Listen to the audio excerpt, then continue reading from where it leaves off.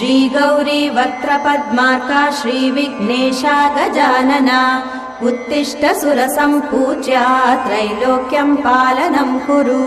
श्रीगौरी वक्त्रपद्मार्का श्रीविघ्नेशा गजानना उत्तिष्ठ सुरसम्पूज्या त्रैलोक्यं पालनं कुरु उत्तिष्ठोत्तिष्ठ हेरम्बा उत्तिष्ठ गणनायका उत्तिष्ठ करुणापूर्णा भक्तानां भाग्यदायका उत्तिष्ठोत्तिष्ठ हेरम्बा उत्तिष्ठ गणनायका उत्तिष्ठ करुणापूर्णा भक्तानां भाग्यदायका श्रीयाकुवाहन शिवात्मज दिव्यगात्रा श्रीभिन्नदन्तधनुजान्तक सूक्ष्मनेत्रा